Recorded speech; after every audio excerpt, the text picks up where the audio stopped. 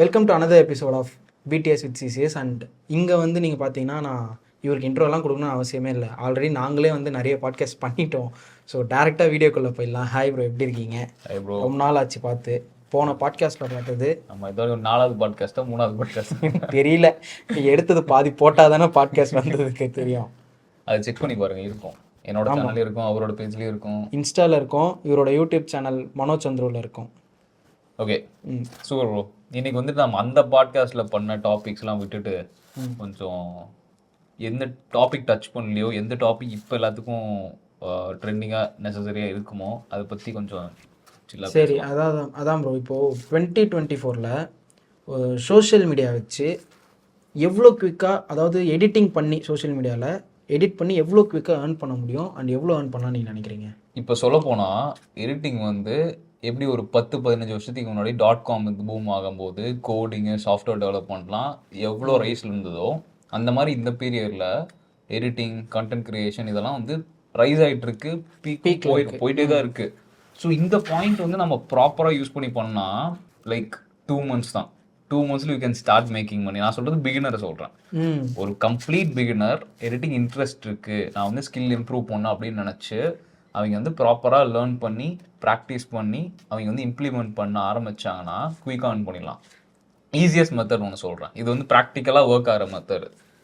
So எப்படின்னா like நார்மலாக வந்து யூடியூப்பில் வந்துட்டு நிறைய கிரியேட்டர்ஸ் பண்ணியிருப்பாங்க. ஸோ அதுலேருந்து ப்ராப்பராக எந்த கிரியேட்டர் ஒரு நீஷ் எடுத்துக்கணும். ஸோ எக்ஸாம்பிள் வந்துட்டு லெட்ஸ் டேக் ஒரு ட்ராவலிங் நீஷோ ஆர் ஃபினான்ஸ் நீஷ் எடுத்துக்கலாம். எந்த நீஷில் வந்துட்டு அந்த கிரியேட்டர்னால பே பண்ணுவோம், எந்த நீஷில் வந்து அதிகமாக மணி ஜென்ரேட் ஆகுதுன்னு பார்த்தா ட்ராவலிங்காக ஃபினான்ஸாக நீங்கள் கம்பேர் பண்ணிங்கன்னா ஃபினான்ஸ் நீஷை தான் வந்து மணி அதிகமாக ரோல் ஆகும். ஸோ அந்த நீஷ் எடுத்துகிட்டு அதில் டாப்பர்ஸ் கிரியேட்டர் யார்? எக்ஸாம்பிள் ஃபினான்ஸ்னு வந்தால் நம்ம எல்லாத்துக்கும் ஞாபகம் வருது வந்து ஃபினான்ஸ் வித் சரண். ஸோ அந்த மாதிரி ஒரு கிரியேட்டர் எடுத்துகிட்டு அவரோட பாட்காஸ்ட் எடுத்துகிட்டு அதில் இருக்க பெஸ்ட்டு போர்ஷன்ஸை வேர்ட்டிக்கலாக ரீஃபார்மெண்ட் பண்ணி, ஏன் நான் வேர்ட்டிக்கலாக சொல்கிறேன்னா யூடியூப்பில் போட்டு நீங்கள் க்ரோ ஆகிறதுக்கு ரொம்ப டைம் ஆகும். ரீல்ஸ் தான் வந்து ஈஸி மெத்தட். இந்த மாதிரி வேர்ட்டிக்கலில் போட்டு நம்ம இது பண்ணோம்னா ரீஃபார்மெண்ட் பண்ணி போட்டோம்னா குயிக்காக க்ரோ ஆயிடலாம். ஏன்னா அது கண்டென்ட் இருக்குல்ல, ஆல்ரெடி அவங்க நாம கண்டென்ட் எழுதுற வேண்டிய வேலை இல்லை. ஆல்ரெடி சூப்பராக ஒரு கண்டென்ட் வச்சிருப்பாங்க, ட்ரெண்டிங்கான கண்டென்ட் பேசியிருப்பாங்க. அதை நம்ம ப்ராப்பராக எடிட் பண்ணி போட்டாவே போதும், நல்லா ரீச் ஆகும். அப்படி ரீச் ஆகும்போது அதை பார்த்துட்டு நிறைய பேர் கேட்க போகிறாங்க. மேபி அந்த கண்டென்ட் வந்துட்டு எக்ஸாம்பிள் ஃபினான்ஸ் சரணே பார்த்தாலும் சும்மா சொல்கிறேன், அந்த மாதிரி ஏதோ கிரியேட்டர் பார்த்து அந்த ஒர்க் நல்லா இருந்தது, அவங்க எடிட் பேட்டர்னும் அவங்க அதை காமிச்ச விதமும் நல்லா இருந்ததுன்னா they will reach out.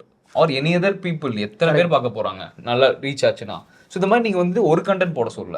So இந்த மீன் வயலில் ஒரு நிறைய கண்டென்ட் பண்ணணும். 20, 30, 40 பண்ணும்போது ஃபஸ்ட்டு கண்டென்ட் பண்ணதுக்கும் 40th கண்டென்ட் பண்ண போதுக்கும் அவங்களோட ஸ்கில் வந்து டிராஸ்டிக்காக இம்ப்ரூவ் ஆயிருக்கும். ஏன் நம்ம பேசுகிற பாட்காஸ்ட்டை கூட ரீஃபர்பிஷ் பண்ணி போடலாம்ல? ஸோ டெஃபினெட்லி போடலாம்.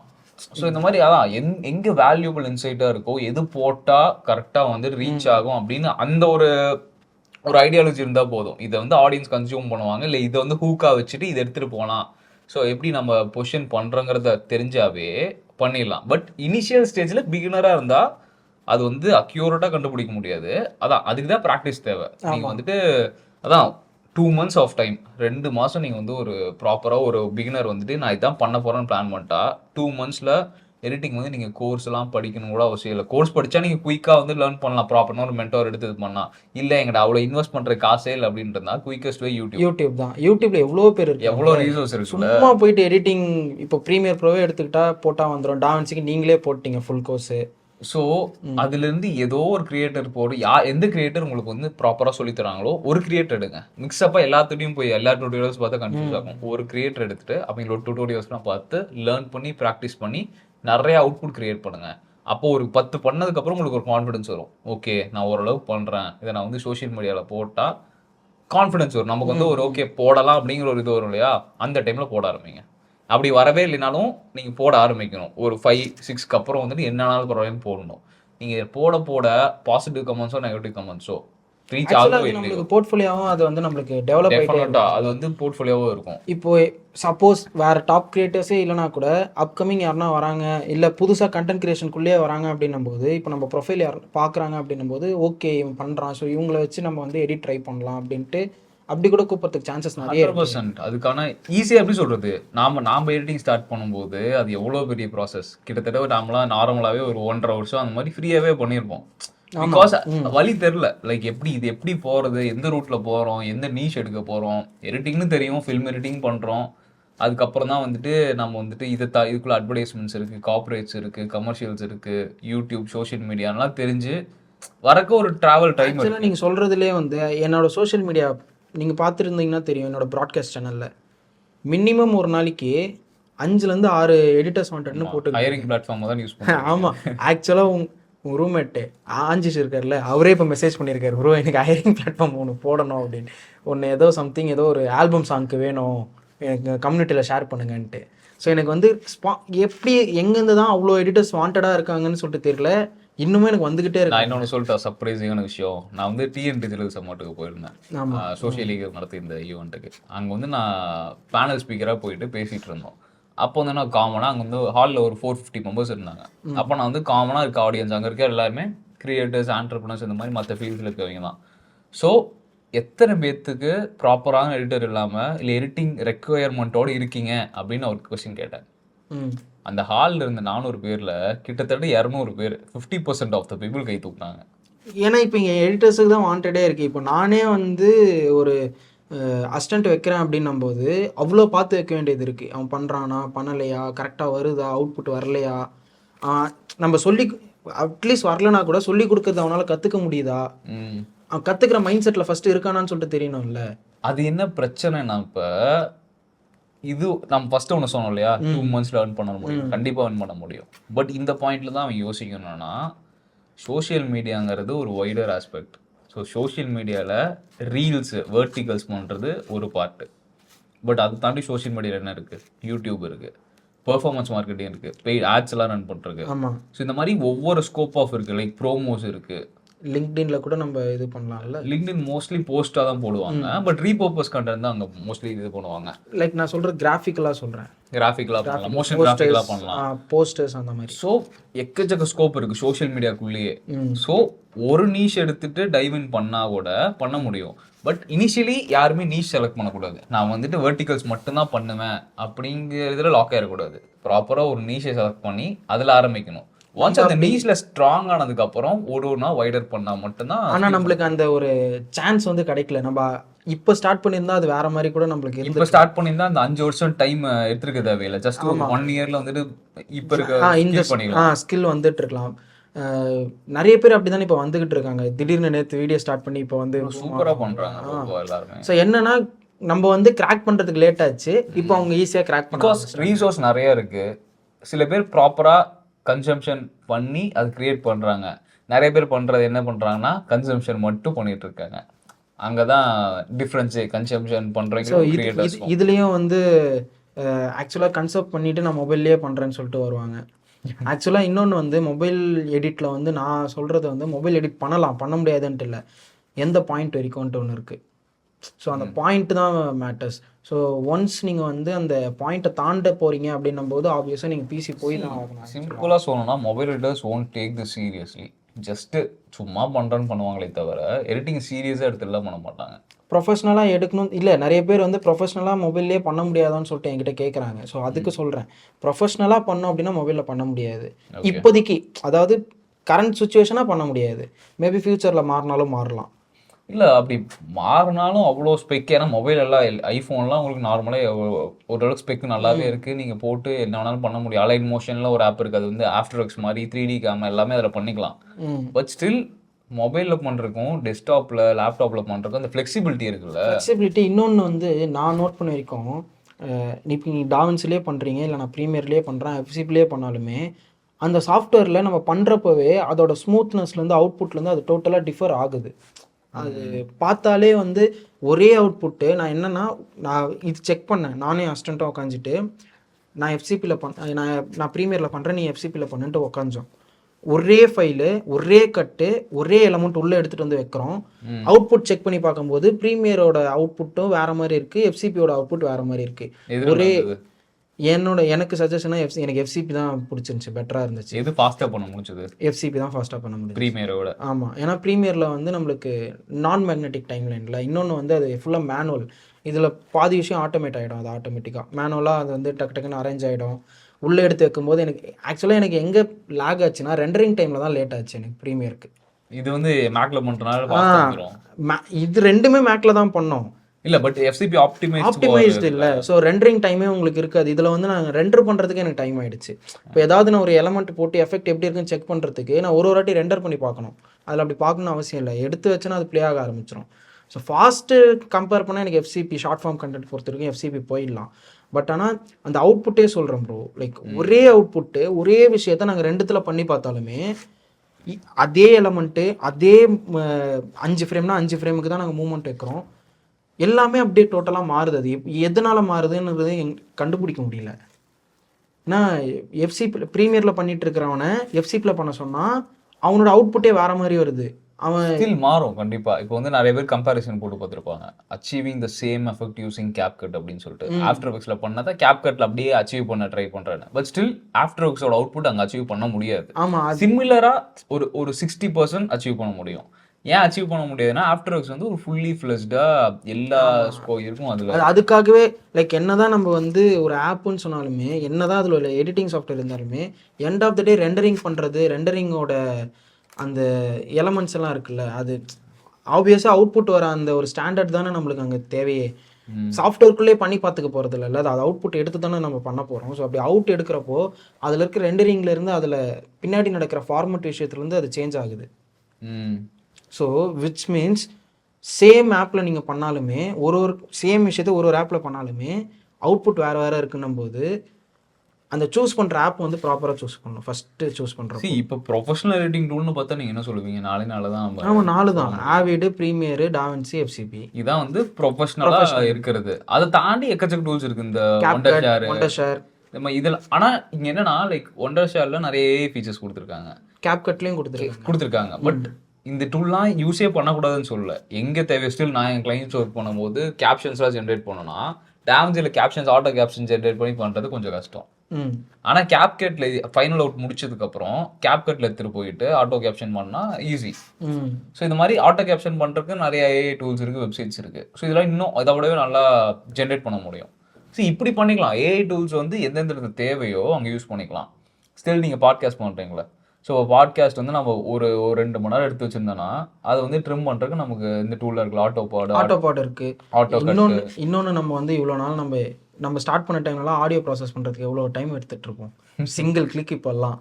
ஸோ அதுவே அட்வான்ஸ்மெண்ட் தான். என்ன டூல் யூஸ் பண்ணுறீங்க ஆடியோ? நான் ஆடியோ ப்ராசஸ் பண்ணுறதுக்கு நான் டூல்ஸ் எல்லாம் எதுவும் இருக்குது. எஃப்சிபிலே எனக்கு இன்பில்டாகவே இது வாய்ஸ் ஐசோலேஷன் இருக்குது. ஸோ நாய்ஸில் இருக்க மாதிரி அதே நாய்ஸ் ரிடக்ஷன் வேறு, வாய்ஸ் ஐசோலேஷன் வேறு. ஸோ வாய்ஸை மட்டும் ஐசோலேட் பண்ணி கொடுத்துரும். ஸோ கிளிக் பண்ணுவோம், ஒரு சிங்கிள் கிளிக்கு ஃபுல்லாக எனக்கு கொஞ்சம் அதில் இன்டென்சிட்டி இருக்கும். டாவின்சியில் எனக்கு இன்டென்சிட்டி இருக்கான்னு இருக்கு. ஸோ இதில் வந்து இன்டென்சிட்டி இருக்கும். ஸோ இன்டென்சிட்டிக்கு ஏற்ற மாதிரி நம்ம அட்ஜஸ்ட் பண்ணிக்கலாம். ஸோ அதுதான் மேஜராக நான் யூஸ் பண்ணுறது. இப்போ இந்த பாட்காஸ்ட்டே நான் அப்படி தான் பண்ணி அவுட் எடுக்கிறது. என்னோட கன்வீனியன்ஸ் சோர்ஸாக பார்த்தா எஃப்சிபி எனக்கு ஈஸியாக இருக்குது, ஃபாஸ்டராகவும் இருக்குது. இப்போ உங்கள் எடிட்டிங் ஒர்க் ஃப்ளோவை ஸ்பீடப் பண்ணுறதுக்கு யூஸ் பண்ணுற ஏஐ டூல்ஸ் என்னென்ன? நான் வந்து எனக்கு பர்சனலாக நான் எதுவுமே ஏஐ டூல்ஸ் யூஸ் பண்ணுறதில்ல, வாய்ஸ் ஐசோலேஷன் தவிர. அதாவது எஃப்சிபியில் இருக்குன்னு சொன்னேன்ல, அது யூஸ் பண்ணுவேன். இல்லை அப்படின்னா பாட்காஸ்ட்டில் போயிட்டு அதில் போயிட்டு ஆடியோ ப்ராசஸ் பண்ணுவேன். இது ரெண்டுமே இல்லைனா டாவின்சியில் வந்துட்டு ஆடியோ மட்டும் ப்ராசஸ் பண்ணி எடுத்துகிட்டு வந்துடுவேன் ஃபைலை. நம்ம இடத்துக்கு வந்ததா? ஆமாம், ஓகேவா. ஸோ இது அப்புறம் வந்து கிளைண்ட்ஸுக்கு பார்த்தீங்கன்னா ஃபேஸ் ரிஃபைன்மெண்ட்டுக்கு கம்பல்சரி டாவின்சியில் ஃபேஸ் ரிஃபைன்மெண்ட் பண்ணிப்பேன். அப்புறம் வந்து வெப்சைட்ஸ் பார்த்தீங்கன்னா அந்த வெப்சைட்டில் என்ன இருக்கும் அப்படின்னா, உங்களோட மியூசிக் நீங்கள் வந்து எடுத்துகிட்டு போய் உள்ளே போட்டிங்கன்னா அந்த மியூசிக் தனியாக, ஆடியோ தனியாக கொடுத்துரும். அதாவது MP3 வோக்கல் ரிமூவர் மாதிரி வோக்கல்ஸ் தனியாக கொடுத்துரும். உங்களுக்கு வோக்கல்ஸ் வேணால் வோக்கல்ஸ் டவுன்லோட் பண்ணிக்கலாம், மியூசிக்னா மியூசிக் எடுத்துக்கலாம். ஸோ ஏதாவது நம்மளுக்கு தேவையான ஒரு சவுண்ட் ட்ராக் வேணும் அப்படின்னா அந்த மாதிரி சவுண்ட் ட்ராக்ஸ் எடுத்துப்பேன். ஸோ அதுக்கு அந்த இது யூஸ் பண்ணுறேன். மெட்டாஏ யூஸ் பண்ணுறேன். ஸோ மெட்டாஏ அப்படின்றது வந்து வாட்ஸ்அப் அண்ட் இன்ஸ்டாவில் இப்போ புது ஃபீச்சர்ஸாக கொடுத்துருக்காங்க. பட் ஸ்டில் அது எல்லாத்துக்கும் வரல. என் அசிஸ்டண்ட்டுக்கு இன்ஸ்டாவில் வந்துருச்சு, எனக்கு வாட்ஸ்அப்பில் வந்துருச்சு. வாட்ஸ்அப் நீங்கள் காமிச்சு தான் பார்த்து அந்த மாதிரி ஒரு ஃபீச்சர் இருக்குன்னு. ஸோ அதில் என்ன பண்ணுவோம் அப்படின்னா, இப்போது 3D இமேஜஸ் எல்லாம் ஜென்ரேட் பண்ணுறோன்னு வச்சுக்கோங்களேன். கிளைண்ட்ஸுக்கு வந்து இப்போ ஏதாவது நாங்கள் பர்சனல் பிராண்டிங் பண்ணிகிட்ருக்கோம்ல, அதில் வந்து ஏதாவது ஒரு இமேஜ் நாங்கள் ஜென்ரேட் பண்ணோம் தேடுற மாதிரி எங்களுக்கு வந்து எந்த ஸ்டாக் ஃபுட்டேஜஸ்மே கிடைக்கல அப்படின்னா நாங்களே அதை வந்து ஃபஸ்ட்டு 3Dயில் டவுன்லோட் பண்ணிவிட்டு ஐ மீன் அது மெட்டாவில் போட்டோன்னா அது வந்துடும் ஃபோட்டோவாக நம்ம கொடுக்குற ப்ராம்ப்ட்டுக்கு ஃபோட்டோ வந்துடும். அதை எடுத்துகிட்டு போயிட்டு செட்டிங் ஸ்டேஷன் மாதிரி ஃபயர்ஃப்ளைல போயிட்டு எக்ஸ்டெண்ட் பண்ணிப்போம். ஃபயர்ஃப்ளைல எக்ஸ்டெண்ட் பண்ணிவிட்டு அது வந்து அது வந்து ஸ்கொயரில் தான் கொடுக்கும், 1080x1080 தான் கொடுக்கும். அதை வந்து 1920க்கு வந்து நம்மளுக்கு ரெக்டாங்கிளுக்கு வேணுன்றதுக்கு வந்து அடோப் ஃபயர்ஃப்ளைல போயிட்டு ஜென்ரேட்டிவ் ஃபில் போட்டு எடுத்துப்பேன். இங்கேருந்து எடுத்துகிட்டு வந்ததுக்கப்புறம் அந்த 3Dயே உங்களால் வந்து லைட்டாக ஸ்க்ரோல் பண்ணுற மாதிரி மூவ்மெண்ட் கொடுக்குற மாதிரி ஒரு வெப்சைட் இருக்குது. அந்த ஒரு இமேஜை லைட்டாக மூவ் ஆகும், நீங்கள் அதை பார்த்துருப்பீங்க அந்த எஃபெக்ட். அது ஸ்டாட்டிக் இமேஜ் தான், பட் ஆனால் 3Dயில் மூவ்மெண்ட் இருக்கும். அதுக்கு ஒரு வெப்சைட் இருக்குது. இந்த ஒரு சில வெப்சைட்ஸ் தான் நாங்கள் யூஸ் பண்ணுவோம். மோஸ்ட்டாக மெட்டா ஏஐ, அதுக்கு வந்து எக்ஸ்டெண்ட் பண்ணுறதுக்கு ஜென்ரேட்டிவ் ஃபில்கு, அப்புறம் வந்து வோக்கல் ரிமூவல்ஸ், அவ்வளோதான். வோக்கல் ரிமூவல் வந்து மியூசிக்கு மட்டும். ஆடியோ ப்ராசஸ் பண்ணுறதுக்கு either DaVinci or FCP, face refinement பண்ணுறேன். ஸோ இதுதான் நான் யூஸ் பண்ணுற செட் ஆஃப் ஏஐஸ். இதை தாண்டி எனக்கு இப்போதைக்கு பர்சனலாக யூஸ் பண்ணுறதுக்கு வந்து நிறைய இல்லை, ஏன்னா நான் இப்போதைக்கு அதுதான் பண்ணிக்கிட்டு இருக்கேன். இப்போ பாட்காஸ்ட் பண்ணுறதுக்கு மேபி ஆட்டோபாட் வந்து யூஸ் பண்ணுவேன் ஃப்யூச்சரில். இப்போதைக்கு அது யூஸ் பண்ணல, மேபி சான்சஸ் இருக்குது. ஸோ இதுதான் நான் யூஸ் பண்ணுற ஏஐ. ஓகே, சரி நீங்கள் என்னென்ன பண்ணுறீங்க இப்போது? சிம்பிளாக இப்போ நான் வந்துட்டு மேஜராக யூஸ் பண்ணுறது கேன்வா. இப்போ கேன்வா வந்து ஃபஸ்ட்டு எப்படி இருந்ததுன்னா ஜஸ்ட்டு ஒரு கிராஃபிக் டிசைனிங் டூலாக இருந்தது. இப்போ கேன்வா அவங்களே எப்படி பிராண்ட் பண்ணுறாங்கன்னா கிராஃபிக் டிசைனிங் ஏஐ அப்படின்னு சொல்லி பிராண்ட் பண்ணுறாங்க. பிகாஸ் கேன்வாவில் எல்லா ஏஐ டூல்ஸ் இருக்குது. நீங்கள் சொன்னீங்களே எக்ஸ்பேண்ட் பண்ணுறதுலேருந்து இமேஜ் ஜென்ரேஷன்லேருந்து இமேஜ் வீடியோ மாற்றுறதுலேருந்து இமேஜுக்கு மூவ்மெண்ட் கொடுக்கறதுலேருந்து எல்லா வேலையும் ஒரே ஆப்குள்ளேயே பண்ணலாம். அதை தாண்டி அதை வச்சு நீங்கள் டிசைனும் பண்ணிக்கலாம், ரொம்ப குயிக்காக முடிச்சிடலாம் ஒர்க் ஃப்ளோவை. ஸோ கேன்வாவில் இவ்வளோ இருக்கா? கேன்வாவில் அத்தனை டூல்ஸ் இருக்குது. பிகாஸ் டாலியாக இருக்கட்டும், சாட் ஜிபிடியாக இருக்கட்டும், ஜிபிடி இன்ஜின் எல்லாமே வந்து இன்டெகிரேட்டட் கேன்வாவில். ஸோ அதனால் எல்லா ஃபங்க்ஷன்ஸுமே பண்ணிக்கலாம். அதில் text to image, image to video, text to video, so இந்த மாதிரி நிறைய ஃபங்க்ஷன்ஸ் பண்ணிக்க முடியும். ஸோ அப்போ கேன்வா பெய்டில் இருக்கும், ஃப்ரீயில் இருந்தது வராது. ஸோ கேன்வா வந்து நான் கொஞ்சம் எக்ஸ்ப்ளோர் பண்ணணும்னு நினைக்கிறேன். ஏன்னா நீங்கள் சொல்கிறது வந்து எல்லாமே ஒரே இடத்துல முடியுது. ப்ரோ என் ஒர்க் ஃப்ளோவே ரொம்ப குயிக் ப்ரோ. நாங்கள் அசட்ஸ் வேணும்னா நாங்கள் என்ன பண்ணுவோம்னா ஒரு விஷயம் வந்துட்டு லேனோடோ யூஸ் பண்ணுவோம். லேனோடோவில் வந்துட்டு ப்ராப்பராக இப்போ வந்துட்டு நீங்கள் மெட்டா சொல்கிறீங்க இல்லையா, மெட்டாவில் வரும். பட் லேனோடோவில் வந்துட்டு இன்டெப்த்தாக எந்த மாதிரி ஒரு குவாலிட்டி ஆஃப் இது வேணும், எவ்வளோ வெர்ஷன்ஸ் வேணுங்கிறத நம்ம செட் பண்ணிக்கலாம். அதுவும் பெய்டு தானே? லேனோடோ ஃப்ரீ தான். லைக் டோக்கன்ஸ் இருக்கும்ல, ஒரு நாளைக்கு வந்துட்டு 100 டோக்கன்ஸ் ஃப்ரீயாக யூஸ் பண்ணிக்கலாம், அப்படியே ஜென்ரேட் ஆகிக்கும். ஆமாம், ஆனால் அது வந்து ஒரு டோக்கனே வந்து ஒரு இமேஜுக்கு வந்து 25 கன்சியூம் ஆகும். பட் இமெயில் வச்சு பண்ண வேண்டியதான், ஏன்னா ரெக்கரிங்காக இருக்காதுல்ல. லைக் மோஸ்ட்லி கரெக்ட் தான்.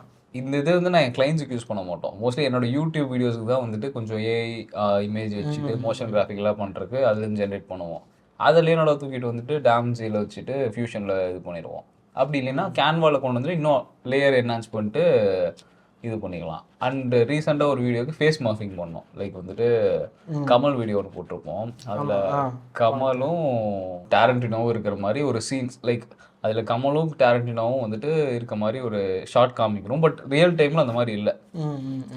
இது எதுக்கு நாங்கள் யூஸ் பண்ணியிருக்கோம்னா லைக் வந்துட்டு ஆலவந்தான் இருக்குல்ல, ஆலவந்தான் அந்த அனிமேஷன் வந்து இங்கே கில்பில் வந்து இன்ஸ்பயர்டாக பார்த்து தான் கில்பில் அப்படின்னு சொல்லிட்டு ஒரு இன்ஃபர்மேஷன் இருக்குது. ஸோ அப்போ வந்து நம்ம கொஞ்சம் ஆடியன்ஸுக்கு ரிலேட்டபுளாக காமிக்கணுங்கிறதுக்காக டாரண்டினோ இமேஜ் ஜென்ரேட் பண்ணியாச்சு. அது நார்மலாக ஒரு இது ஜென்ரேட் பண்ணிட்டு ஃபேஸ் மார்க்கிங் இருக்கும். நார்மலாக கூகுளில் போய்ட்டு ஏஐ ஃபேஸ் மார்க்கிங் போட டூல்ஸ் வரும். அதில் போய்ட்டு நம்ம கமல் சாரோட இதுவும் ஜென்ரேட் பண்ணிவிட்டு கமல் சாரோட ஒரு 4-5 ஃபோட்டோ, கொஞ்சம் பழைய ஃபோட்டோ புது ஃபோட்டோ எல்லாத்தையும் மிக்ஸ்அப் பண்ணி போட்டால் அது வந்து ப்ராப்பராக ஒரு ஜென்ரேட் பண்ணிடுச்சு. நீங்களும் அந்த அவுட்புட்டோட இங்கே ஆட் பண்ணுங்கள். ஸோ இது எல்லாமே வந்துட்டு ஏஐல நம்ம வந்து குயிக்காக பண்ணிக்கலாம். ஃபஸ்ட்டுனா நம்ம இது இப்போ எல்லாம் பண்ண முடியும் ப்ரீவியஸாகவே. பட் நம்ம ஃபோட்டோஷாப்பில் எடுத்துகிட்டு வந்து அத்தனை டேஸ் பண்ணி. ஆமாம், அது இல்லாமல் கூட ஃபேஸ் மார்க்கிங் வந்து ஸ்டார்டிங் இனிஷியல் ஸ்டேஜஸில் வந்து 2-3 டேஸ் ஆகிருக்குமே, அது ஃபுல்லாக ப்ராசஸ் பண்ணி ரொம்ப டைம் ஆகும். பட் இப்போலாம் என்ன ஒரு 20 மினிட்ஸ் ஒர்க் ப்ராப்பராக அந்த இமேஜ் ஜென்ரேட் ஆகிடுச்சுன்னா பண்ணி முடிச்சுட்டு போயிட்டே இருக்கலாம். ஸோ இவ்வளோ சேவ் ஆகுது ஒர்க் ஃப்ளோ வந்துட்டு. அதான் இப்போ நிறைய பேர் கேட்பாங்கல்ல, ஏஐ வந்தால் ரீப்ளேஸ் ஆயிருமா, ஏஐ வந்தால் ரீப்ளேஸ் பண்ணிடுமான்னு. நான் எல்லா பாட்காஸ்ட்லேயும் இதை பேசுகிறேன். அது ஆகாதுன்னு சொன்னாலுமே நிறைய பேர் அது திருப்பி கேட்கறது இருக்கு. ஆகும், கண்டிப்பாக ஆகும். யாருன்னா லைக் வந்து அதை யூஸ் பண்ண தெரியாத, யூஸ் பண்ண தெரியாம, அடாப்ட் பண்ண தெரியாம நான் இதான் பண்ணுவேன், நான் இதுக்கெல்லாம் அடாப்டே ஆக மாட்டேன், ட்ரெடிஷ்னலாக பண்ணுற எல்லாருமே ரீப்ளேஸ் 100% ரீப்ளேஸ் பண்ணிடும். சொல்கிறோம் இப்போ வந்துட்டு ரொம்ப ஃபாஸ்ட்டாக க்ரோ ஆகுது எல்லாமே. 2 மந்த்ஸில் ஒரு வேற லெவலில் என்னன்னு சார். அடுத்து இப்போ வந்துட்டு சோராலாக வந்ததுன்னா எந்த அளவுக்கு வீடியோ ஜென்ரேஷன் போகும்னு தெரியல. ப்ரீமியர் ப்ரோலே இப்போ உள்ள வைக்க போகிறாங்களே என்னவா, ஏஐ ஜென்ரேஷன் வந்து ப்ரீமியர்லேயே வந்து ஜஸ்ட் இப்போ நம்ம பேசிகிட்டு இருக்கோம், அந்த இடத்துல ஒரு லேம்ப், அந்த இடத்துல எனக்கு லேம்ப் வேணும்னு சொல்லிட்டு அதை கிளிக் பண்ணி இது பண்ணிட்டேன்னா வீடியோலேயே எனக்கு வந்துடுது. இப்போ அது அதுவே ட்ராக் ஆயிரும், அதே கேமரா அதுவே ட்ராக்கிங்லேருந்து எல்லாமே பண்ணுது. இதெல்லாம் வந்துட்டு நெக்ஸ்ட் லெவல் ஆக்சுவலி. அதில் நம்மளுக்கு வந்து நம்ம கிரியேட்டிவிட்டி யூஸ் பண்ண ப்ராம்ப்டிங் தேவைப்படும். ஸோ எல்லா எடிட்டர்ஸும் வந்துட்டு இப்போ வந்துட்டு இப்போ ப்ராம்ப்ட் இன்ஜினியர் ஆகணும், ப்ராம்ப்டிங் நாலேஜ் இருக்கணும். இப்போ வந்து எடிட்டர்னா வெறும் கட் மட்டும் பண்ண தெரிஞ்சா பத்துது. End of the day professional editing வந்துட்டா ஒரு ஸ்டோரி டெல்லிங் தெரிஞ்சா எடிட்டர். அதை தாண்டி இப்போ மோஷன் கிராஃபிக்கலாக ஒரு கொஞ்சம் நாலேஜ் இருக்கணும், எப்படி ப்ரெசென்ட் பண்ணணுன்னு இருக்கணும், எப்படி ரிட்டென்ஷனாக கட் பண்ணணுன்னு இருக்கணும். மெயினாக சோஷியல் மீடியாவுன்னு பண்ணால் சோஷியல் மீடியா ஆடியன்ஸ் எப்படி கன்சியூம் பண்ணுறாங்க, ஆடியன்ஸை புரிஞ்சுட்டு எடிட் பண்ணும்போது அந்த வீடியோ வந்து நல்லா ரீச் ஆகும். இன்னும் திடீர்னு நோ எடிட் சேலஞ்செல்லாம் ஏதோ புது சேலஞ்ச் மாதிரி ஸ்டார்ட் பண்ணுறீங்கன்னா கதை அது இல்லை ப்ரோ, மோஸ்ட்லி இந்த ரிட்டென்ஷன் எடிட்டிங்கு அது இதுலாம் சொல்லிட்டு இருக்காங்கல்ல. ஸோ நான் பண்ணுறது ஃபுல்லாக ரிட்டென்ஷன் எடிட்டிங்காக தான் பண்ணிட்டுருக்கேன். ஆமாம், கரெக்டு. உங்களுக்கே தெரியும்ல, எல்லா இதுலேயும் எடிட் பண்ணி தான் போடுவேன். சரி, ஒரு டிஃப்ரெண்ட்டாக ட்ரை பண்ணலாம். அதே கண்டென்ட்டுக்கு வந்து கண்டென்ட் ஸ்கிங்காக எல்லாத்துக்கும் தெரியும்ல. ஸோ அந்த கண்டென்ட்டை நம்ம ப்ராப்பராக ஸ்ட்ரக்சர் பண்ணி எடிட்டே பண்ணாமல் போடலாம்.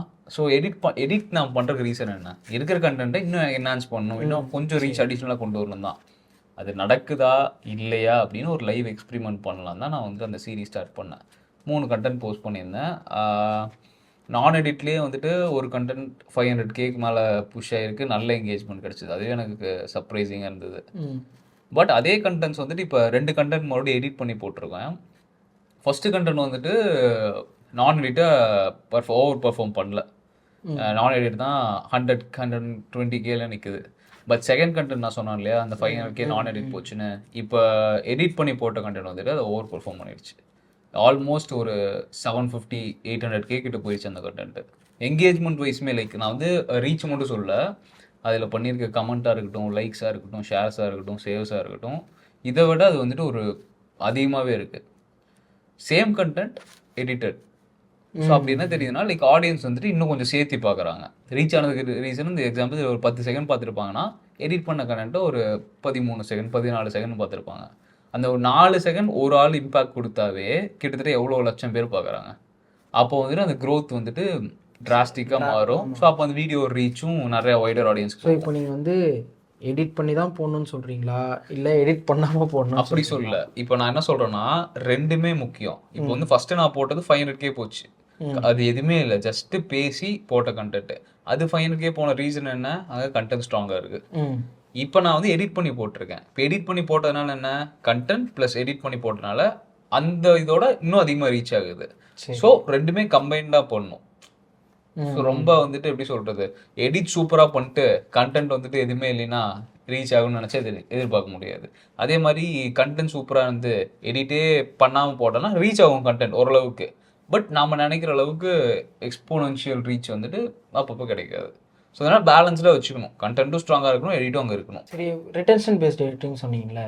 ஸோ அந்த ரிட்டென்ஷன் பேஸ்ட் எடிட்டிங் இங்கே நிறைய பேர் இப்போ தப்பாக புரிஞ்சு பண்ணிகிட்டு இருக்காங்க. அது பார்த்தீங்களா, ஓவர் எடிட் பண்ணுறாங்க. கரெக்ட், யா. ஸோ எடிட் நீங்கள் சொன்ன கண்டென்ட்டுக்குள்ளேயே தான் வரேன். கண்டென்ட் இருக்குது, அதுக்கு ரெலவெண்ட்டான எடிட் இருந்தால் ஓகே. எடிட் இருக்கு, அதுக்கு நான் கண்டென்ட் பண்ணுறேன்னு சொல்லிட்டு பண்ணிட்டு ஓவர் எடிட் பண்ணுறாங்க. சரி, இப்போ வந்து என்னன்னா, ரிட்டென்ஷன் இஸ் நம்ம எல்லாத்துக்கும் தெரிஞ்ச மாதிரி லைக் ஒரு ஆடியன்ஸ் வந்துட்டு ஒரு 10 செகண்ட் கண்டென்ட் இருக்குன்னா பார்க்க வைக்கிறது அந்த ரிட்டென்ஷனுங்கிற ஒரு விஷயம் நான் வந்து எடிட் பண்ணி இது பண்ணுறோம். பட் அந்த ரிட்டென்ஷனே இரிட்டேட் பண்ணுற மாதிரி பண்ணாதான் அங்கே வந்து அது இரிட்டேட் எடிட்டாக மாறிடும். ஏன்னா நான் இந்த ரிட்டென்ஷன் எடிட்னு இப்போ புதுசாக பண்ணுறவங்க எல்லாம் என்ன பண்ணுறாங்கன்னா, எடிட் பண்ணணும் அப்படின்ட்டு ஓவர் எடிட் பண்ண ஆரம்பிச்சிடுறாங்க. அந்த இடத்துல வந்து எடிட் பண்ணணும்னு அவசியமே இல்லை, பட் ஆனால் அங்கே எடிட் பண்ணுறாங்க. அது எடிட்டே பண்ணாமல் போட்டாலே எனக்கு கண்டென்ட் வந்து புரிஞ்சிருக்கும். எடிட் பண்ணுறதுனால ஓவர் எடிட் பண்ணுறப்ப என்ன ஒரு பிரச்சனை ஆகுது அப்படின்னா, மைண்ட் ஆட்டோமேட்டிக்காக எடிட் நல்லா இருக்குன்னு பார்க்க போயிடுது, கண்டென்ட் கன்சியூம் பண்ண முடியல. கரெக்ட். கன்சியூம் என்ன சொன்னான்றதே தெரியும், சொன்னானே நமக்கு புரிஞ்சிருக்கிற அந்த இது புரிஞ்சிருக்காது. ஸோ அது எப்படி பேலன்ஸ் பண்ணி தான் போடணும், எந்த இடத்துக்கு தேவையோ அங்கே வைக்கணும், எங்கே தேவை. நானும் இப்போ அப்பப்போ எக்ஸ்பெரிமெண்ட் பண்ணிட்டு தான் ப்ரோ இருக்கேன். நான் இப்போ வந்து சரி எடிட் பண்ணாமல் எடிட்லேயே அதுக்கு நோ எடிட் இல்லாமல் ஜஸ்ட்டு ஸ்டார்டிங் ஸ்டேஜஸில் இருந்துச்சுல்ல, வெறும் புஷ்இன் புஷ் அவுட் இருக்கும், லைட்டாக ஸ்கேல் இன் இருக்கும், அதை மட்டும் இப்போ நான் வந்து பண்ணிகிட்டு இருக்கேன். இப்போ நான் ஒரு பிளான் வச்சுருக்கேன், அதை மட்டும் ஒரு 10 வீடியோக்கு பண்ணலான்ட்டு. அதுக்கடுத்து ஃபுல் இப்போ நம்ம கிளைண்ட்ஸுக்கெலாம் பண்ணுறோம் ரிட்டென்ஷன், அந்த மாதிரி ஒரு சில எடிட்ஸ் பண்ணலாம். எது பெட்டராக பர்ஃபார்ம் பண்ணி, ஏன்னா நான் வந்து நீங்கள் பார்த்துருப்பீங்க, நான் மொட்டை மாடியில் நடந்து வர்றப்போ அந்த ஆஸ்ட்ராய்டு விழுற மாதிரிலாம் அந்த மாதிரிலாம் எடிட் பண்ணி அது போட்டது 700K போச்சு. ஸோ ஓகே, அதை வந்து இப்போ நான் வந்து இந்த மாதிரி போட்டு பார்க்கலாம், இது எப்படி போகுது. ஏன்னா இப்போ தான் நம்ம இன்ஸ்டான்றது என்ன, எக்ஸ்பெரிமெண்ட் பண்ணுறது தானே. கண்டென்ட் இல்லைன்னா அதே கண்டென்ட் திருப்பி எடிட் பண்ணி போட போகிறோம், அவ்வளோதான். ஸோ அதனால தான் இப்போதைக்கு ஒரு பிளான் வச்சு நானும் கொஞ்சம் சரி நீங்கள் போட்டதை பார்த்து தான் நானும் சரி ஓகே இப்படி பண்ணி பார்க்கலாம் அப்படின்ட்டு. இப்போ நான் ஆக்சுவலாக இந்த வீடியோ வர்றப்போ அந்த வீடியோ போஸ்ட் பண்ணிட்டு இருப்பேன், டோன்ட் எடிட் இன் 4Kன்னு சொல்லிட்டு. நீங்கள் போய் பார்த்தீங்கன்னா like don't post in 4K அப்படின்ற மாதிரி ஒரு இது இருக்கும். ஓகே, அது வந்து சுத்தமாக எடிட் இருக்காது, வெறும் 15 மினிட்ஸில் எடிட் பண்ணி அவுட் எடுத்து போஸ்ட் பண்ணிட்டேன். வெறும் ஆடியோ ப்ராசஸ் பண்ணிட்டு கட் வச்சுட்டு ரஃப் அடிச்சுட்டு ஸ்கேல் இன் ஸ்கேல் அவுட் மட்டும் வச்சுட்டு அவுட் எடுத்துட்டேன். பட் ஆனால் அதுவே இப்போ நம்மளோட ஸ்பெசிஃபிக் நீஷ் தானே நம்ம பேசுகிற கண்டென்ட்டு. அதில் வந்து பார்த்தா எனக்கு அந்த வீடியோ வந்து எனக்கு லாஸ்ட் ஒரு 5-6 வீடியோக்கு விட அந்த வீடியோ கொஞ்சம் நல்லா பர்ஃபார்ம் பண்ணிருக்கு. பிகாஸ் கண்டென்ட் அங்கே ஸ்ட்ராங்காக இருந்திருக்கு. ஆமாம். என்னென்னா இன்னொன்று வந்து அது கிட்டத்தட்ட இப்போ 100K ஒரே நாளில் 100K போகுது. ஸோ இப்போ அதோட கண்டினியூஸ் சீரீஸ் மாதிரி இன்னொரு வீடியோ வச்சுருக்கேன். ஸோ அந்த வீடியோ வந்து ஃபுல்லாக நான் எடிட் பண்ணி போட போகிறேன். லைக் அப்லோட் பண்ணுறது வந்து என்னென்ன செட்டிங்ஸ் ஆன் பண்ணி அப்லோட் பண்ணணும், லைக் அந்த மாதிரி வந்து ஒரு ஐடியா வச்சுருக்கேன் அதுக்கு பண்ணலாம் அப்படின்ட்டு. அது பண்ணுறப்போ அது எப்படி போகுதுன்றதை பார்ப்பேன். ஸோ அதை கம்பேர் பண்ணி அடுத்த வீடியோ அதுக்கு ரிலவெண்ட்டாக அப்படியே போகிற மாதிரி. இன்னொன்று அந்த ரிட்டன்ஷன் எடிட்டிங்லேயே 5 செகண்ட்ஸ் எடிட்டு சும்மா ஸ்க்ரீன்ஷாட் எடுத்துக்கோங்கன்ற மாதிரிலாம் ஃபாரின் கிரியேட்டர்ஸ் பண்ணி பார்த்துருப்பீங்க. அதை நான் ட்ரை பண்ணேன், அது நல்லா பர்ஃபார்ம் பண்ணியிருக்கு. 100K மேலே போயிருக்கு. எனக்கு எதுவுமே இருக்காது, இது these are the websites, so check பண்ணுங்க அப்படின்னு சொல்லிட்டு ஒரு 2 செகண்ட்ஸ் வெப்சைட் காமிச்சு முடிச்சிருவேன். பிகாஸ் அங்கே வந்து வேல்யூ இருக்குது. எண்ட் ஆஃப் த டே வந்துட்டு ஒரு விஷயம் கிடைக்குது இல்லைங்க. ஒரு பர்சன் ஒரு 30 செகண்ட்ஸோ இல்லை யூடியூப் வீடியோவில் ஒரு 10-20 நிமிஷமா ஸ்பெண்ட் பண்ணி பார்க்குறான்னா எதர் அங்கே 2 விஷயம் இருக்குது. ஒன்று அதுலேருந்து இன்ஃபர்மேஷன் கிடைக்கணும், இல்லை என்டர்டைன்மெண்ட் கிடைக்கணும். எதுவுமே கிடைக்காம ஒரு கண்டென்ட் எது கன்சியூம் பண்ணணும். இந்த வீடியோவில் நான் சொன்னேன்ல அந்த 5 செகண்ட்ஸ் போச்சுன்ட்டு, அந்த வீடியோவில் லைக்ஸ் வந்ததை விட எனக்கு மற்ற என்கேஜ்மெண்ட்லேருந்து வந்து லைக் சேவாக இருக்கட்டும் ஷேராக இருக்கட்டும் அது அதிகமாக இருக்குது. நான் இப்போ பேசி போட்டிருக்கிறதுல சேவ் ஷேர் கம்மியாக இருந்தாலும் லைக் கமெண்ட் அதிகமாக இருக்குது. ஸோ அதை நானும் வந்து ஃபிகர் அவுட் பண்ணிகிட்டு இருக்கேன், எது போகுது எது போகலை. Bro simple logic bro, simple. என்னன்னா ஆடியன்ஸ் என்டர்டெயின் பண்ணணும், இல்லைனா ஆடியன்ஸ் எஜுகேட் பண்ணணும். இந்த எஜுகேஷன் ப்ளஸ் என்டர்டெயின்மெண்ட் சேர்ந்து கம்பைண்டாக பண்ணால் ரீச் வந்து அதிகமாக இருக்கும்.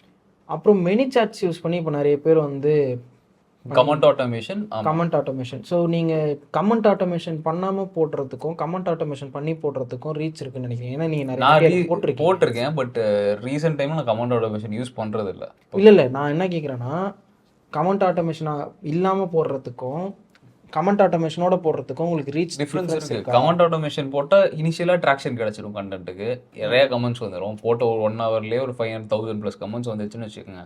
அப்போ கண்டென்ட் எங்கே போகும், ஆட்டோமேட்டிக்காக அல்காரிதமுக்கு வந்து ஓகே பீப்புள் லைக்கிங் திஸ் கண்டென்ட்னு சொல்லிட்டு புஷ் பண்ண ஆரம்பிச்சிடும். ஸோ ரீச் வந்து ஃபாஸ்டராக இருக்கும்.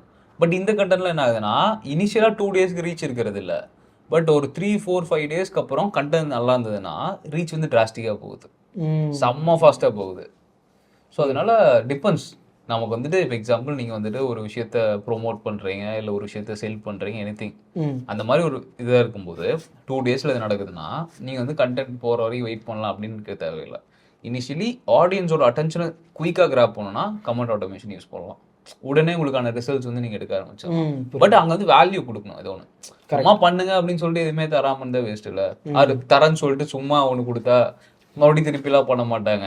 அதனால கொஞ்சம் வேல்யூ கொடுத்தா கண்டிப்பாக வந்துட்டு யூஸ்ஃபுல்லாக தான் இருக்கும். அண்ட் இன்னொரு விஷயம் சொல்கிறேன், ரிட்டென்ஷன் வரும்போது இந்த ரிட்டென்ஷன் வந்துட்டு பெர்ஃபார்மன்ஸ் மார்க்கெட்டிங்கில் ஒரு பெரிய விஷயம் ப்ளே ஆகுது.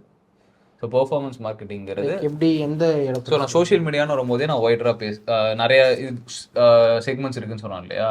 இப்போ ஆர்கானிக் எப்படி ஒரு செக்மெண்ட்டோ பெர்ஃபார்மன்ஸ் மார்க்கெட்டிங் ஒரு செக்மெண்ட்டு. ப்ரீவியஸாக அட்வர்டைஸ்மெண்ட்டில் எப்படி பண்ணிட்டு இருந்தாங்கன்னா மோஸ்ட்லி மெட்டாவை பற்றி நான் பேசுகிறேன், மெட்டா பெய்டு ஆட்ஸ் இருக்குல்ல, மோஸ்ட்லி முன்னாடிலாம் வந்துட்டு ஃபோட்டோ ஸ்டாட்டிக் தான் வந்துட்டு அதிகமாக ரன் ஆகிட்டு இருந்தது, நல்லா ரீச் ஆகுது. பட் இப்போ மெட்டா ஃபோக்கஸ் பண்ணுறது கம்ப்ளீட்லி வீடியோ ஆட்ஸ் தான். நீங்கள் எந்த ஒரு any persons like their selling கோர்ஸஸோ கோச்சஸோ எல்லாம் என்ன ஃபோக்கஸ் பண்ணுவாங்கன்னா வீடியோஸில் தான் வந்துட்டு ஃபுல்லி ஃபோக்கஸ்டாக இருப்பாங்க. பட் அவங்க என்ன ப்ளே ஆகுது, நான் வந்து இப்போ வந்து மோஸ்ட்லி கோச்சஸ்க்கு வந்துட்டு பர்சனல் பிராண்டிங் அந்த க்ரோத் ஸ்ட்ராட்டஜியில் பண்ணிருக்கோம். அங்கே நாங்கள் பார்த்த விஷயம் என்னென்னா, நார்மலாக ஒரு வீடியோ அவங்க சும்மா ரெக்கார்ட் பண்ணி போடுறதுக்கும் கண்டென்ட் நல்லாவே இருக்கட்டும், அதில் நம்ம வந்து சூப்பராக எடிட் பண்ணி ப்ராப்பராக ரிட்டென்ஷன் எடிட்டிங் பண்ணி போடுறக்கும் அந்த 2-3 செகண்ட் இன்க்ரீஸ் ஆனாவே ஒரு பெரிய நல்ல ஒரு ஜென்ரேட் பண்ணுறதுக்கு கோச்னா அவங்களுக்கு வந்துட்டு அதில் இருந்துட்டு ஒரு 1 lakh 2 lakh சிபிஎல்னு சொல்லுவோம். ம். ஸோ அந்த cost Cost per per lead வந்துட்டு கம்மியாக எக்ஸாம்பிள் ஒரு 40 இருக்குன்னு வச்சுக்கோங்க. ம் அங்கிருந்து நாம வந்து ரிட்டன்ஷனாக எடிட் பண்ணி போட்டா அந்த 40ங்கிறது ஒரு 35 வந்ததுன்னா ம் 35ங்கிறது 5 rupees. 5 rupees பட் ஆனால் 5 rupeesங்கிறது இன்டூ ஒரு 1 1 lakhன்னு போட்டா 5 lakhsல அது. ஸோ எப்படின்னா அப்படிதான் நீங்க மெஷர் பண்ணணும். 5 rupeesங்கிறது ரொம்ப கம்மி. ஒரு 1 rupee குறைஞ்சாலே வந்துட்டு செம சேவாங்க அவங்க. ஆமாம் கரெக்ட். ஸோ அங்க வந்து என்ன ப்ளே ஆகுதுன்னா ரிட்டன்ஷன் எடிட்டிங் ப்ளே ஆகுது. அங்க வந்துட்டு ஒரு ப்ராப்பரான ஒரு ஸ்டோரி டெல்லிங் ப்ளே ஆகுது. ஸோ தான் எடிட்டிங்ல நிறைய ஸ்கோப் இருக்கு. இந்த விஷயத்துல மாஸ்டர் பண்ண ஆரம்பிச்சிட்டா ஸ்கோப் பெருசு. ஸோ சோஷியல் மீடியாவில் க்ரோ ஆகணும்னா கண்டிப்பாக வந்துட்டு நம்ம கேமரா முன்னாடி வந்து பேசி தான் க்ரோ ஆகணுமா? உங்களோட ஒப்பீனியன் என்னதில்ல? அதெல்லாம் தேவையே இல்லையே ப்ரோ. நீங்கள் இந்த ஒரு சில சேனல்ஸ் பார்த்துருக்கீங்களா? இப்போ ரீசெண்டாக நான் பார்த்துட்டு நிறைய வருது. இந்த சாப்பாடு செய்கிற மாதிரி இருக்குல்ல, அதில் வந்து பேச மாட்டாங்க. லைக் எப்படின்னா ஃபேஸ் காட்ட மாட்டாங்க, எதுவுமே இருக்காது. வெறும் ஒரு பாத்திரம், அந்த பாத்திரத்தை சமைக்கிறது மட்டும் தான் காமிப்பாங்க. அதுக்கு என்ன ஆடியோ ஓடிட்டு இருக்கோன்னா, இப்போ குக் வித் கோமாளியில் வந்து சும்மா ஏதாவது ஒரு டிஷ்ஷு பண்ணுற மாதிரி சொல்லுவாங்கல்ல, இல்லை வேறு யாருன்னா வந்து இப்போ நம்ம 2 பேரும் நம்ம கான்வர்சேஷன் பண்ணுற மாதிரி வேறு ஏதாவது கான்வர்சேஷனில் இந்த கட் நான் இப்படி சாப்பிடுவேன், அதில் இப்படி இருக்கும் அப்படின்னு சொல்லுவாங்கல்ல, அந்த வீடியோ மேலே ஓடிட்டு இருக்கோம், கீழே இவங்க வந்து பண்ணிகிட்டு இருப்பாங்க. ஸோ அந்த வீடியோட ட்ராக்ஷன் பார்த்தீங்கன்னா ஒரு வீடியோக்கும் minimum 1 lakh to 2 lakh likes minimum இருக்கும். அப்போது வியூஸ்க்கு எவ்வளோ இருக்குன்னு கணக்கு பண்ணி பார்த்துக்கோங்க. மினிமம் நான் சொல்கிறது. இன்னொன்று, அந்த சேனல் அந்த ஃபுட்டுக்கு வந்து நீங்கள் லாங்குவேஜ் வேணும்னு அவசியமே இல்லை, பேச போகிறது இல்லை. ஃபுட்டுங்க நீங்கள் சொல்கிறது ஓகே பக்கா. பட் வந்துட்டு ஃபுட்டை தாண்டி இருக்க எல்லா இதுலேயுமே இந்த ஃபேஸ்லெஸ்ஸுங்கிறது நார்மலாக ரொம்ப வருஷமாக நிறைய பேர் பண்ணிட்டுருக்காங்க. தமிழில் அதிகமாக இல்லை, தமிழில் இப்போ நிறைய பேர் பண்ணுறாங்க. பட் நான் சொல்கிறது இங்கிலீஷ்லாம் பார்த்தீங்கன்னா இந்த கேமிங் சேனல்ஸ் எடுத்துக்கலாம். கேமிங் சேனலில் என்ன பண்ணுவாங்கன்னா லைக் அவங்க பேசிகிட்டே விளையாடுவாங்க. இல்லை ஒரு இன்ஃபர்மேஷன் சொல்கிறனாலும் அங்கே ஏதோ ஒரு கேம் ஓடிட்டு இருக்கும், ஆனால் அவங்க அப்படியே பின்னாடி வந்து வாய்ஸ் மோடு கொடுப்பாங்க.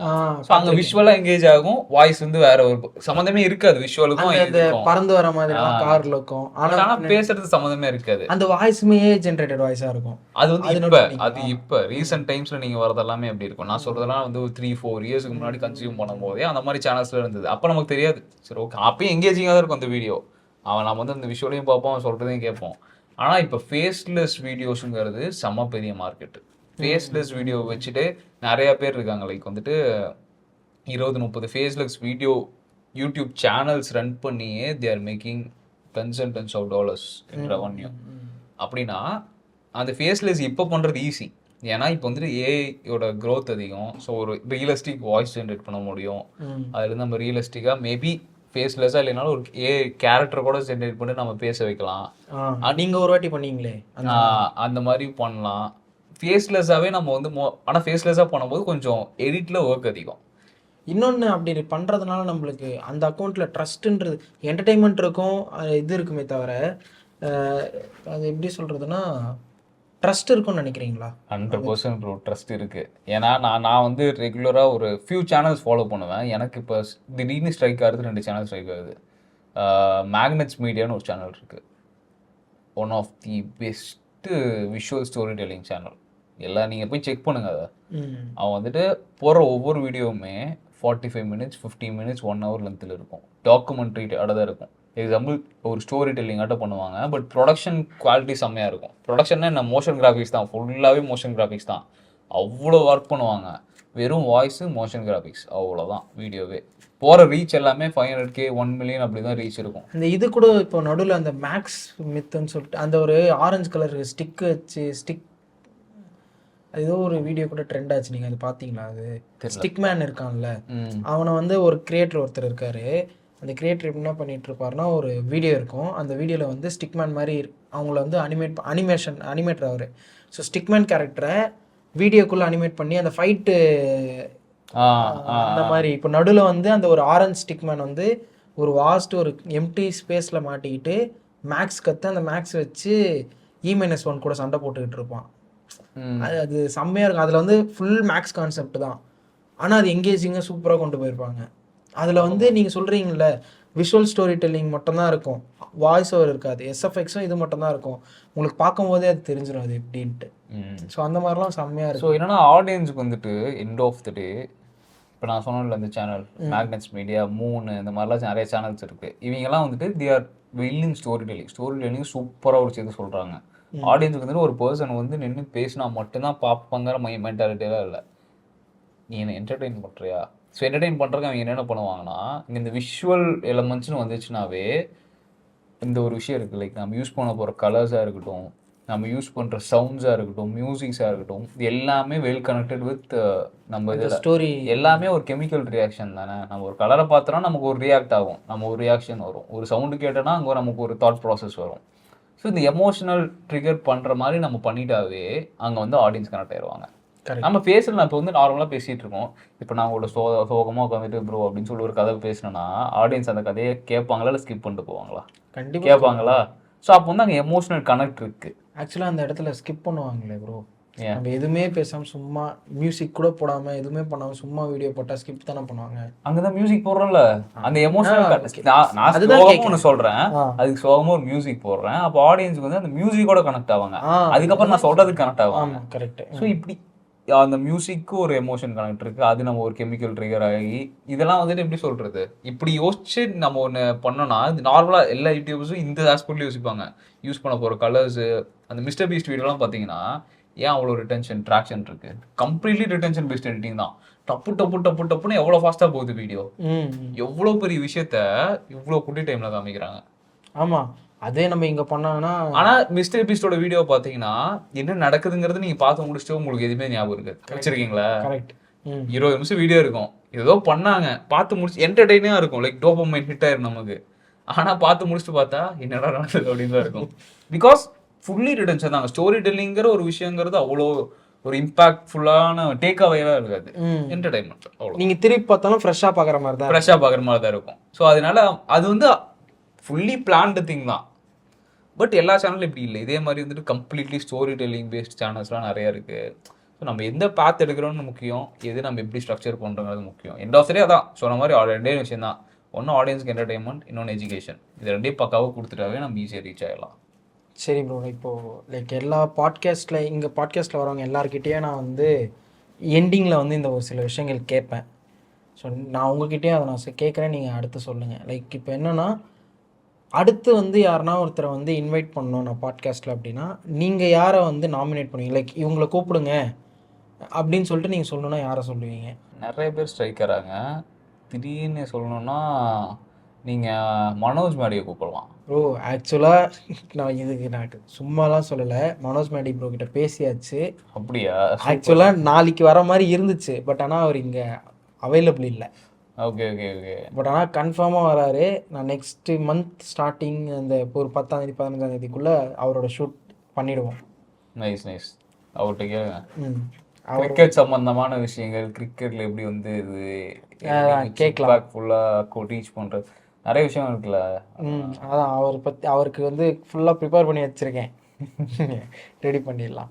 சூப்பர். சரி ப்ரோ, கூப்பிட்டதுக்கு கரெக்டான டைம். 4th பாட்காஸ்ட் முடிஞ்சிடுச்சு. அடுத்த ஒரு பாட்காஸ்ட் அதான் 4th பாட்காஸ்ட்டில் கூப்பிட்டீங்க. அடுத்து இப்போ நீங்கள் என்ன உங்கள் சேனலில் கூப்பிடுவீங்கன்னு நம்புகிறேன். கண்டிப்பாக அங்கே வந்துட்டு இது பண்ணலாம், மீட் பண்ணலாம். 5th பாட்காஸ்ட்டில் மீட் பண்ணுவோம். Until then, bye.